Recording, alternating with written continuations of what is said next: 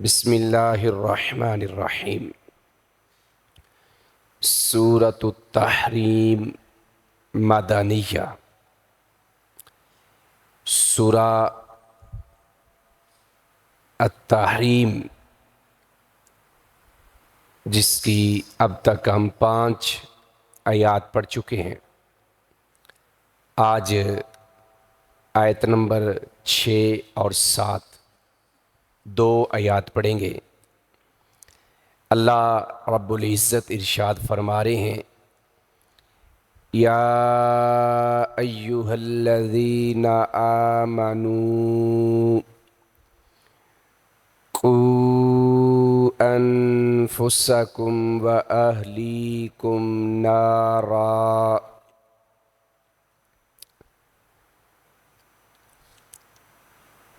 یا ایہا الذین آمنوا، اے لوگو جو ایمان لائے ہو، اے لوگو جو ایمان لائے ہو، قوا، تم بچاؤ۔ یہ امر کا صیغہ ہے، جمع کا صیغہ ہے۔ اللہ تعالیٰ اہل ایمان کو حکم دے رہے ہیں کہ تم بچاؤ۔ کس کو؟ انفسکم، اپنے آپ کو۔ لفظی معنی ہے اپنی جانوں کو۔ اپنی جانوں سے مراد کیا ہے؟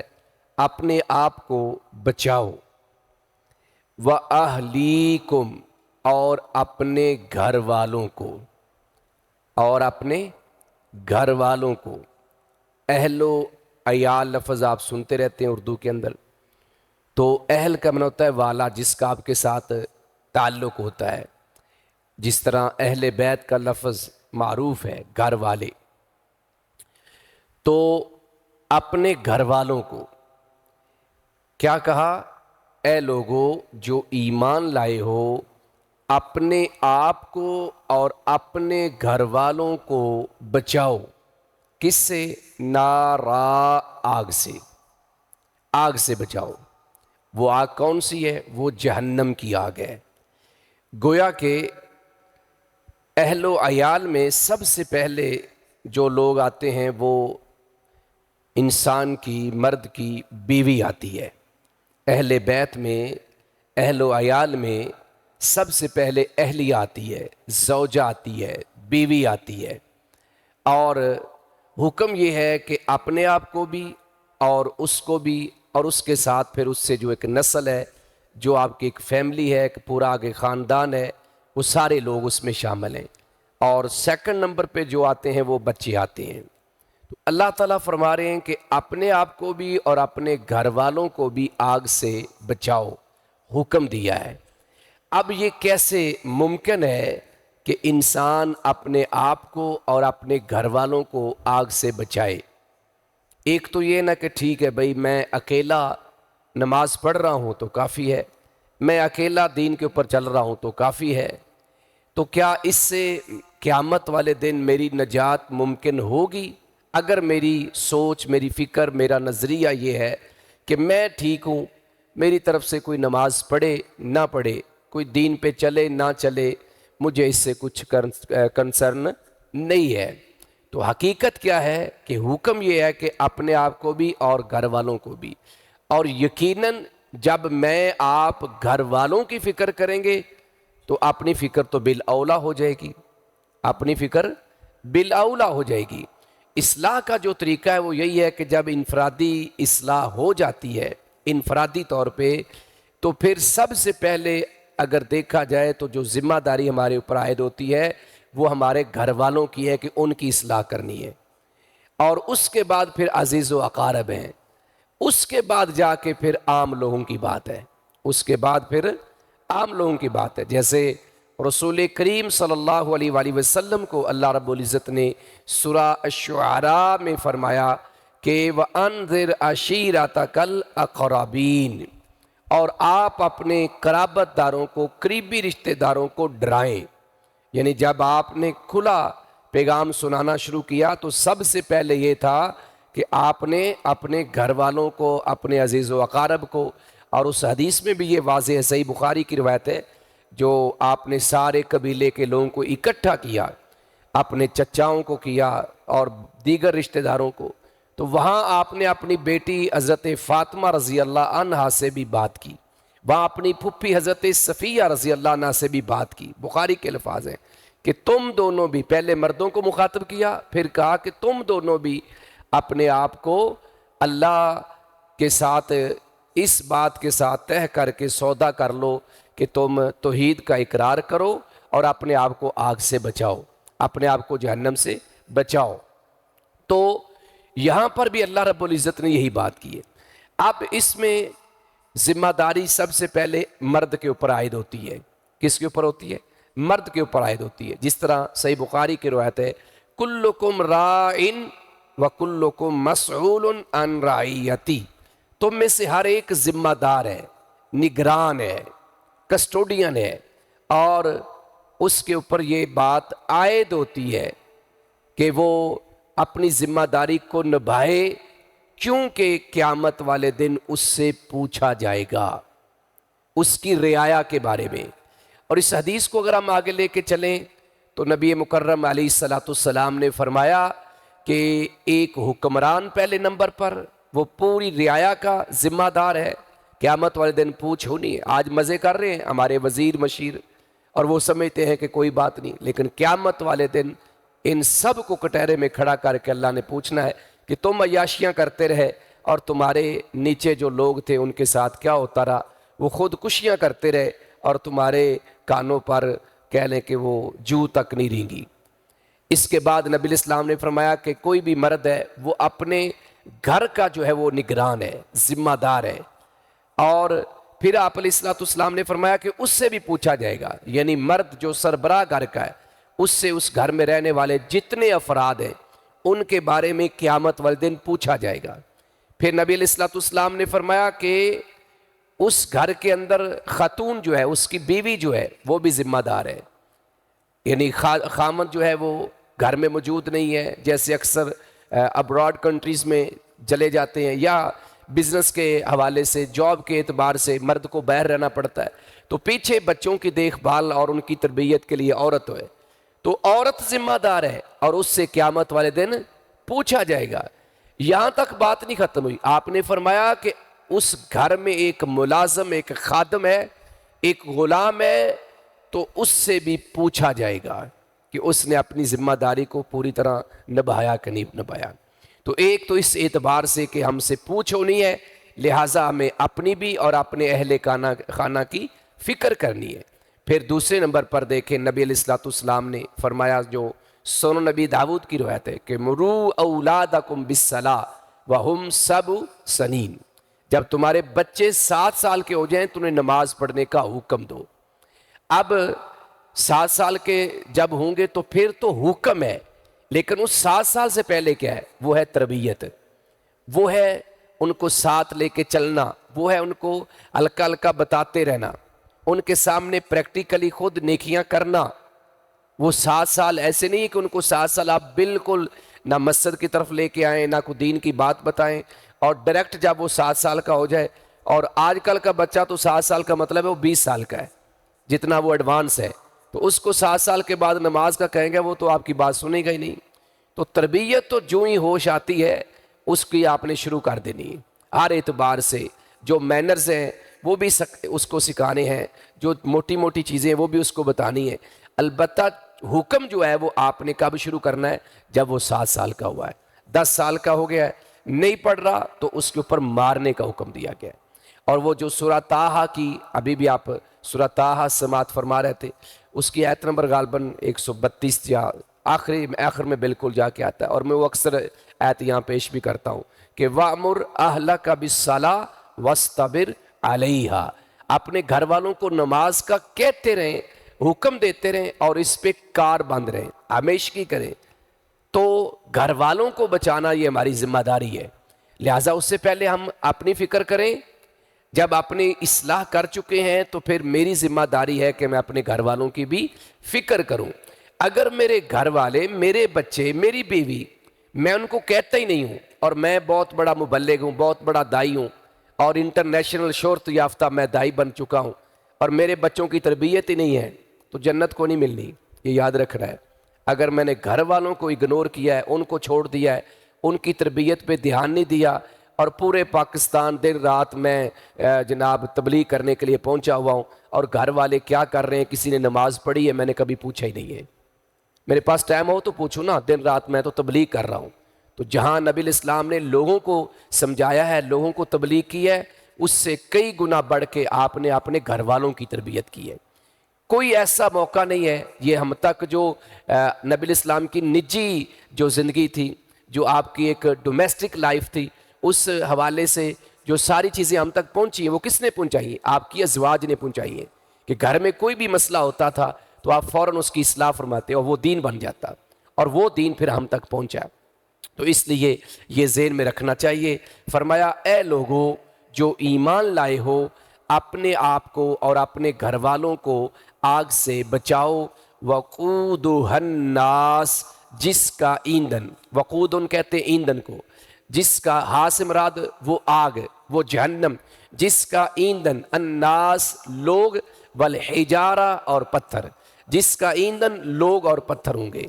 آپ اندازہ کر لیں، پتھروں کو آگ لگے گی، اگر پتھروں سے آگ نکل سکتی ہے تو پتھروں کو آگ لگ بھی سکتی ہے، پتھر جل بھی سکتے ہیں۔ تو اللہ نے کہا ہے کہ اس کا ایندھن جو ہے وہ انسان لوگ ہوں گے اور پتھر ہوں گے، اور پھر فرمایا علیہا، اس پر نگران جو ہوں گے، جو پہرا دے رہے ہوں گے، جس کا ذکر سورہ سجدہ کے اندر بھی آیا ہے کہ جب مجرم بھاگنے لگیں گے، کلما ارادو این یخرجو منہا اعیدو فیہا، جب بھی بھاگنے کی کوشش کریں گے، ارادہ کریں گے، تو ان کو دوبارہ کہا جائے گا کہ واپس پلٹ جاؤ اور اسی کے اندر رہو، یہاں سے اب بھاگنے کی کوشش مت کرنا۔ فرمایا اس پر بطور نگران، جس طرح آپ کے ہاں جیل سسٹم چلتا ہے تو پوری ایک سیکیورٹی ہوتی ہے، اور آپ نے پولیس والے تعینات کیے ہوتے ہیں کہ کوئی قیدی بھاگ نہ جائے، لیکن پھر بھی بھاگ جاتے ہیں، پھر بھی بھاگ جاتے ہیں۔ لیکن وہ جہنم کی جیل، جہنم کی آگ، اور وہ ساری چیزیں ایسی ہیں کہ چاہ کر بھی وہاں سے کوئی بھاگ نہیں سکے گا۔ وہ پہرے دار بڑے الرٹ ہیں، ان کو نیند شیند نہیں آتی۔ یہ کوئی پاکستان کا پولیس والا نہیں ہے کہ وہ سو گیا تھا، فلاں ہو گیا تھا، نہیں، وہ بڑے الرٹ ہیں۔ فرمایا علیہا ملائکہ، اس پر فرشتے ہیں، غلاظ، غلاظ ان کہتے ہیں سخت دل، ان کو ترس بھی نہیں آنا۔ بندہ جل رہا ہے، یہاں تو ترس آ جاتا نا، جیلر کو ترس آ جاتا ہے، یا کسی پولیس والے کو ترس آ جاتا ہے، کہیں نہ کہیں کمپرومائزڈ ہو جاتا ہے، وہاں کوئی چکر نہیں ہے۔ کیوں نہیں ترس آئے گا؟ کیونکہ ان کو آرڈر ہی نہیں ہے، ترس کھانے کا ان کو آرڈر نہیں ہے، جو آگے بات آ رہی ہے۔ فرمایا اس پر سخت دل، شداد بہت مضبوط، شداد ان کہتے ہیں مضبوطی کو، شدید ہے نا، اس کا ویسے بھی معنی سخت ہوتا ہے، لیکن یہاں مضبوط ہے، مضبوط اعصاب کے مالک، مضبوط جسم کے مالک، طاقت کے اعتبار سے مضبوط ہے۔ اس پر سخت دل اور مضبوط یا بہت مضبوط فرشتے ہوں گے، یعنی وہ پہرے دار ہوں گے۔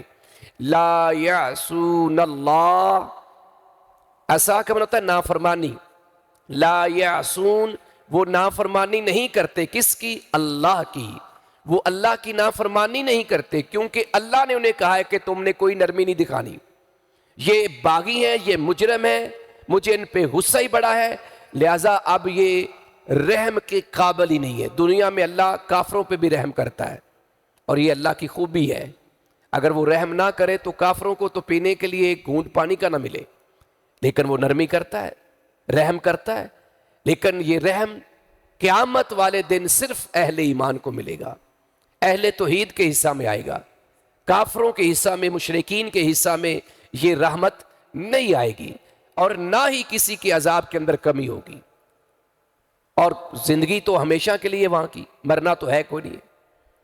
لیکن یہ نہیں ہے کہ چلو جی آگ بھڑکی ہے اور تھوڑی دیر بعد بجھ جائے گی، 2 مہینے آرام ہو جائے گا، 15 دن آرام ہو جائے گا، ایک پل بھی نہیں، بلکہ قرآن کہتا ہے کہ وہ ہلکی سی کام ہونے لگے گی، اس کو اور بھڑکا دیا جائے گا، اس کو اور تیز کیا جائے گا، اور اس کا ٹمپریچر جو دنیا کی آگ ہے اس سے 69 گنا زیادہ تیز ہے۔ دنیا کی آگ جلا کے ہاتھ رکھے گا اندر، رکھ لیں گے، اسی ٹائم جل جائے گا۔ یہ دنیا کی آگ ہے جو اس کا 17واں حصہ ہے، اور جو 69 گنا اس سے زیادہ تیز ہے، اس ٹمپریچر کے اندر کیا بنے گا؟ تو فرمایا کہ لا یعصون اللہ، وہ اللہ کی نافرمانی نہیں کرتے، ما امرہم، جو اس نے انہیں حکم دیا، ما جو امرا اس نے حکم دیا اللہ نے، ہم انہیں، جو اللہ نے انہیں حکم دے رکھا ہے اس کی نافرمانی نہیں کرتے۔ ابھی بھی نافرمانی نہیں کر رہے، فرشتوں کے ہاں نافرمانی کا کانسیپٹ ہے ہی نہیں، تصور ہی نہیں ہے، یہ انسان ہے کہ دن رات نافرمانیوں میں گزار دیتا ہے۔ تو قیامت والے دن بھی اسی طرح وہ نافرمانی نہیں کریں گے، وَيَفْعَلُونَ، اور وہ کرتے ہیں، اور وہ کرتے ہیں، یعنی اگر وہ سخت دل بنے ہوئے ہیں اور سختی کر رہے ہیں جہنمیوں کے اوپر، تو وہ اپنی مرضی سے نہیں کر رہے، وہ اپنی مرضی سے نہیں کر رہے، وَيَفْعَلُونَ، اور وہ کرتے ہیں کیا، مَا يُؤْمَرُونَ، جو انہیں حکم دیا گیا ہے، جو انہیں حکم دیا جاتا ہے، جو انہیں حکم دیا جائے گا وہی کریں گے، اس حکم کے علاوہ ادھر ادھر نہیں جائیں گے۔ تو اس جہنم سے اپنے آپ کو اور اپنے گھر والوں کو بچاؤ۔ میں کئی دفعہ یہ بات کہتا ہوں کہ آپ ذرا سوچیں کہ جس بیٹے اور بیٹی کی خاطر ہم دن رات محنت مزدوری کرتے ہیں، گرمی کا موسم آ جائے تو اپنی اپنی حیثیت کے مطابق ہم اس کی گرمی کے بچاؤ کے لیے بندوبست کرتے ہیں۔ اگر کوئی تھوڑا سا صاحب حیثیت ہے، اس کی کوشش ہوتی ہے کہ میرا بیٹا اور بیٹی ایسے اسکول میں جائیں جو ایئر کنڈیشنر ہو، جہاں کوئی اے سی کا سسٹم ہو، ٹھنڈا ماحول ہو، اور وین بھی وہ لگاتے ہیں جو اے سی والی ہو۔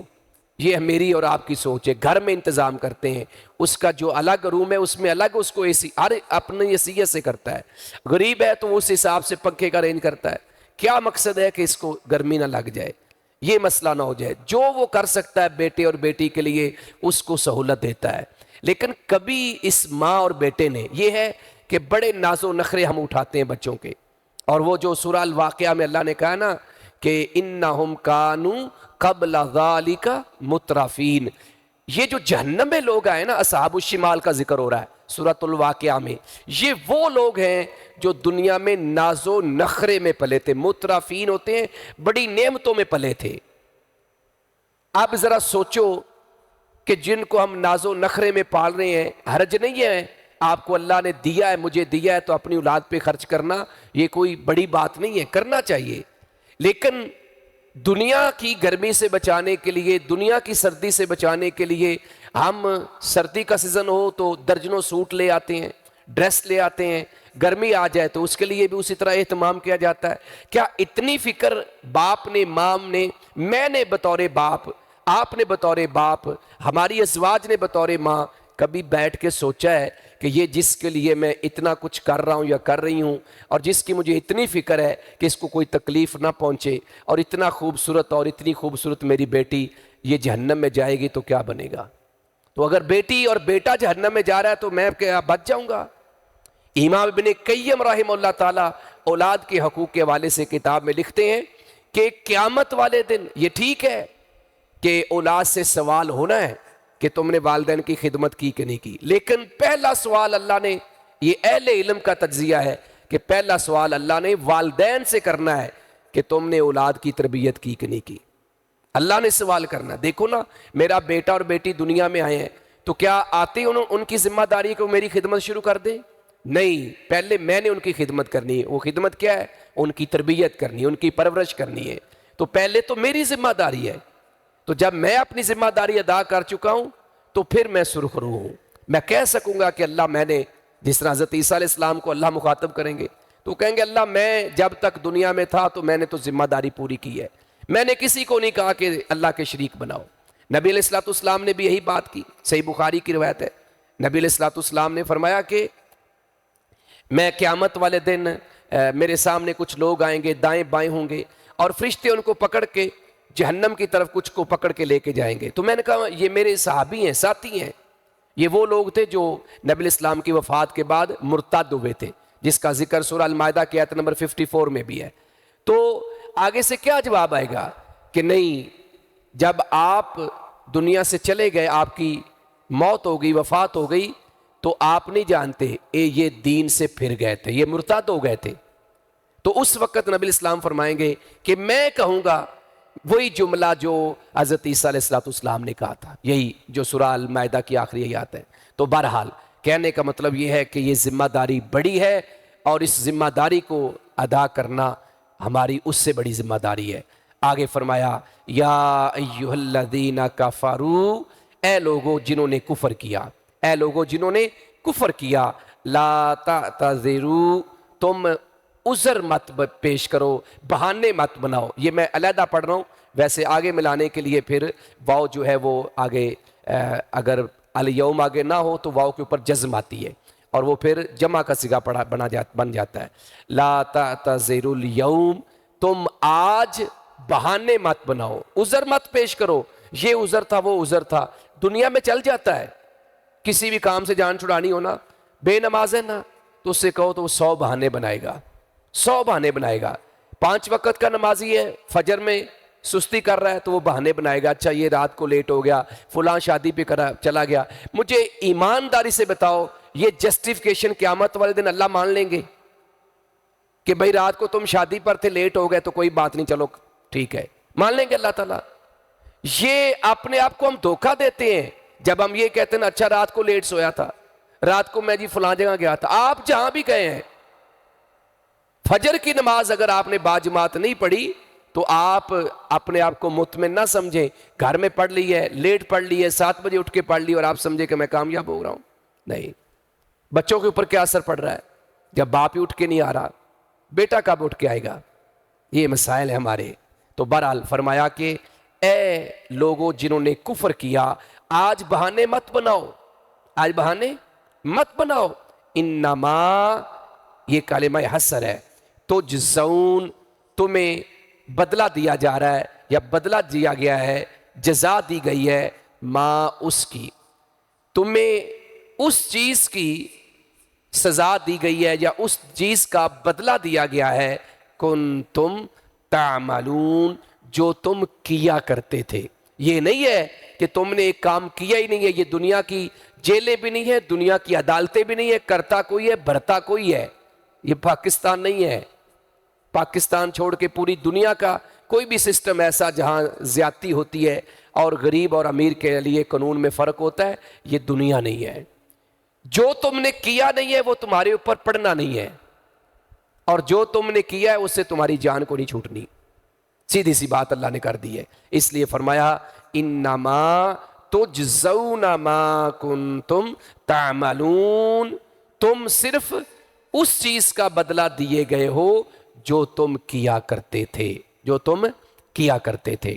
تو اللہ تبارک و تعالی نے پہلی آیت میں اہل ایمان کو الرٹ کیا، خبردار کیا، اور پھر دوسری آیت میں یہ بتا دیا کہ اگر تم نے کافروں والی روش اختیار کی، اپنے آپ کو، اپنے اہل خانہ کو جہنم سے بچانے کے لیے کوشش نہ کی، تو پھر آگ میں جانا پڑے گا، اور وہاں جتنے بھی بہانے بناؤ گے کوئی بھی قبول نہیں ہوگا۔ اللہ ہمیں کتاب و سنت کی سمجھ نصیب فرمائے، اللہ ہمیں اپنی اور اپنے گھر والوں کی فکر کرنے کی توفیق نصیب فرمائے۔ وما علیہ الا البلاغ المبین۔